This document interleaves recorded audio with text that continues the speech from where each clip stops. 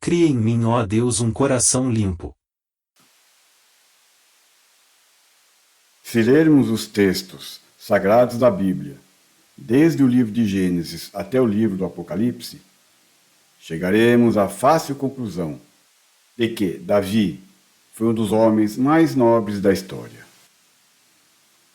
As suas locuções continuam a expressar as devoções das almas mais santas, e quem quer que tenha desejado manifestar a sua humildade, os anseios de pureza, as aspirações do amor ou os êxtases da devoção e confiança para com o Senhor, não vai encontrar palavras mais próprias do que as desse grande rei poeta de Israel.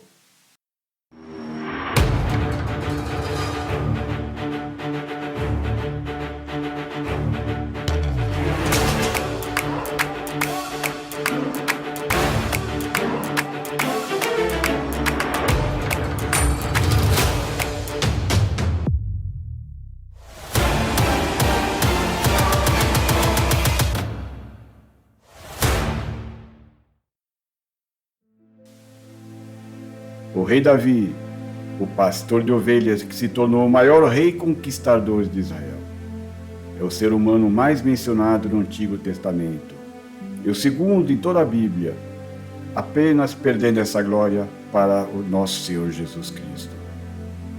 Talvez a maior reivindicação da fama de Davi tenha sido o seu lendário confronto com o gigante filisteu Golias. O pastor Davi não apenas alimentou e conduzia as ovelhas de seu pai, mas também chegou a matar ursos e leões, ou o que quer que as ameaçasse para defendê-las.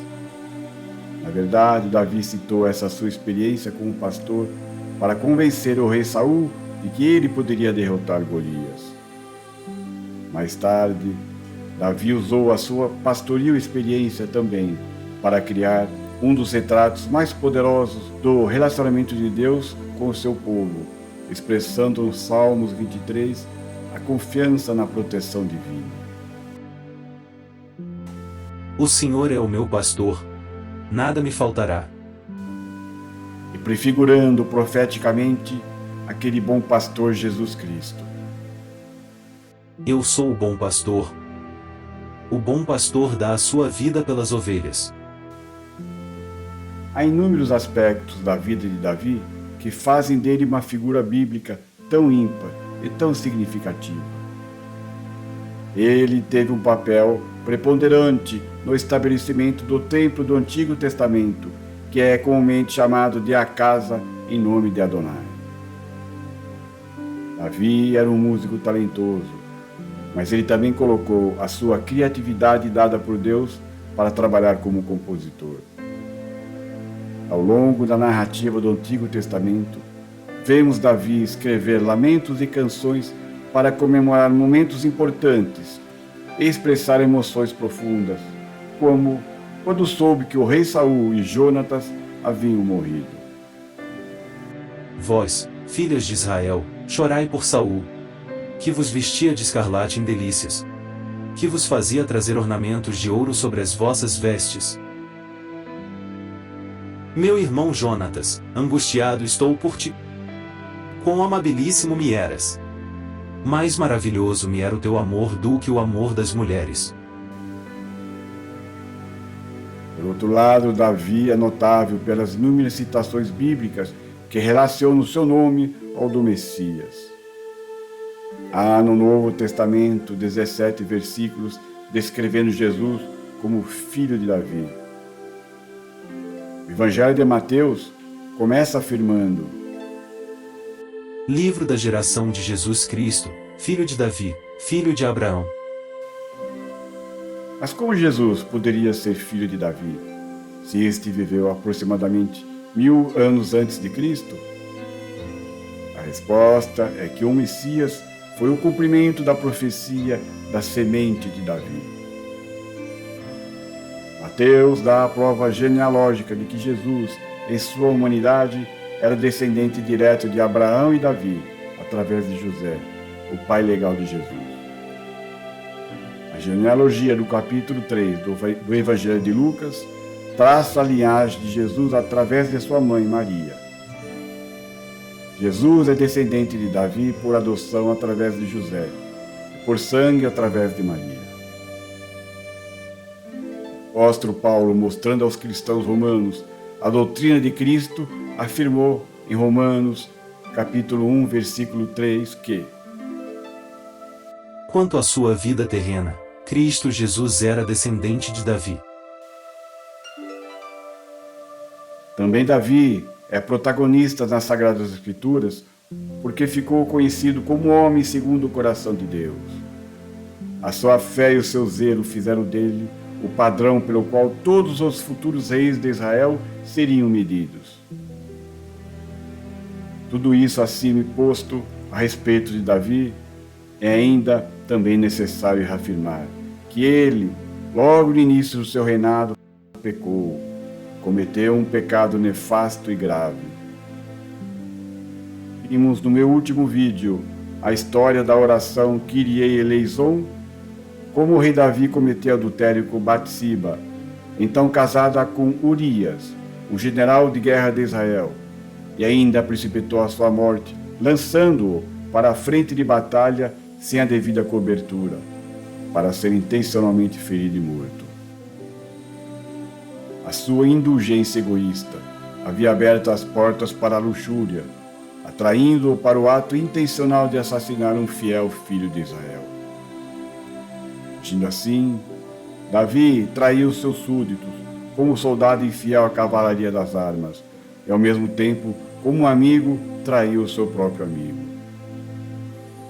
Contudo, tendo caído, ele aprendeu a abominar o seu pecado, e com profunda confiança na misericórdia de Deus e com intenso arrependimento, lutou para tirar a sua alma do enorme abismo em que ela havia mergulhado, e com irrefutável determinação, procurou erguer-se para a sua reconciliação com o Senhor ofendido.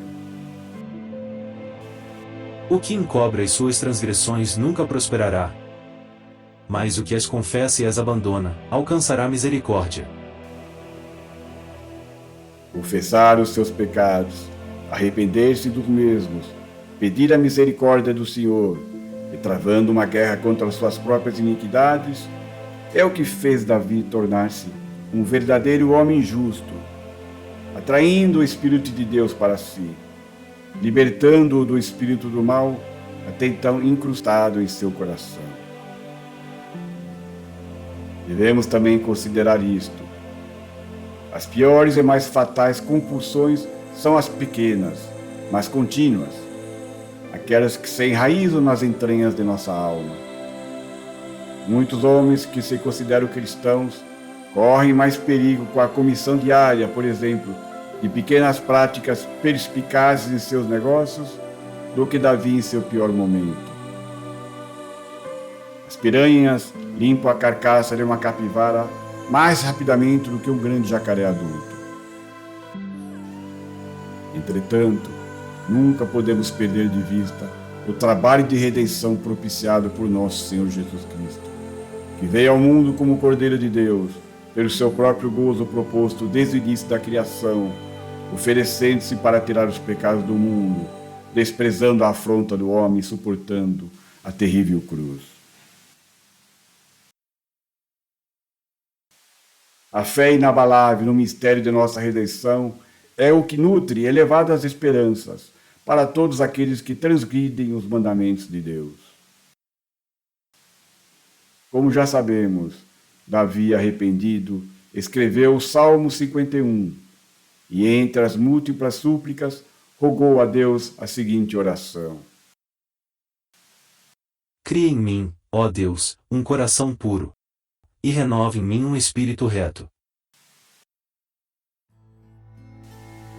Quanta disposição essa oração contém para ser feita por alguém que havia cometido um pecado capital, pois ela revela uma fé maravilhosa no amor misericordioso de Deus e uma ousadia de esperanças no seu próprio futuro junto ao Senhor. Ela expõe ainda um ideal profundo de caráter nobre de seu feitor. É sim a oração de um grande transgressor, mas também a de um verdadeiro penitente. Crie em mim um coração limpo, ó Deus. Que ora estava contaminado com o pecado. Ciente de suas transgressões, Davi reconheceu a impureza da natureza do seu coração, da qual todas as suas más ações procediam, e assim sentiu a necessidade de que algo de novo deveria nascer dentro dele. Julgando-se incapaz, identificando que isso seria um ato de poder de criação, Davi pediu a Deus que se fizesse nele um novo coração e limpo. Essa é a essência da doutrina cristã do novo nascimento e da nova vida, que Cristo nos ensina no episódio da visita noturna do fariseu Nicodemos a ele, quando pronunciou: Digo a verdade, ninguém pode ver o reino de Deus, se não nascer de novo. E renova um espírito correto dentro de mim. Coração e espírito são usados indistintamente para designar a essência interior do homem, com uma sutil diferença. O coração enfatiza o lado mundano, físico da vida de um homem. O espírito, o seu lado divino ou pelo menos sobrenatural. Davi, ao pedir um novo coração e um novo espírito, pede a renovação de toda a sua natureza intelectual e moral, que ele reconhecia como corrupta e depravada. Davi matou Golias com uma única pedra, atirada de sua funda. Após decapitou Golias e levou as suas armas como troféus. A história de Davi e Golias foi contada tantas vezes através da literatura e da arte que Davi, Golias e o seu confronto se tornaram símbolos clichês para os oprimidos, os antagonistas brutais e para as histórias de superação de probabilidades impossíveis. Mas aqui na Bíblia, essa é uma história que se inicia com um homem frágil e oprimido e termina com um homem vencedor de muitos inimigos depois de Golias, graças à fé inabalável em Deus, vindo a tornar-se o maior rei conquistador de Israel. Em Atos 13, 22, o apóstolo Paulo, na sinagoga que havia em Antioquia, dirigiu essas palavras à plateia a respeito de Davi. Depois de remover Saul, ele fez de Davi seu rei. Deus testificou a respeito dele. Encontrei Davi, filho de Jessé, um homem segundo o meu coração. Ele fará tudo o que eu quero que ele faça.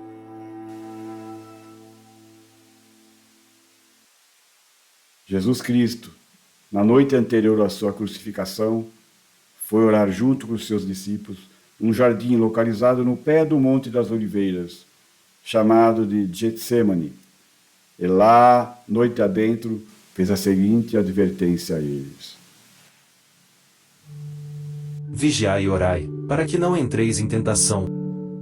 Na verdade, o espírito está pronto, mas a carne é fraca. O apóstolo Paulo, na sua epístola aos Romanos, proferiu as seguintes palavras a respeito do pecado: Porque o salário do pecado é a morte, mas o dom gratuito de Deus é a vida eterna. Por Cristo Jesus nosso Senhor. Para aqueles que estão em Cristo, que são nascidos de novo, arrematou: Porque o pecado não terá domínio sobre vós. Amém.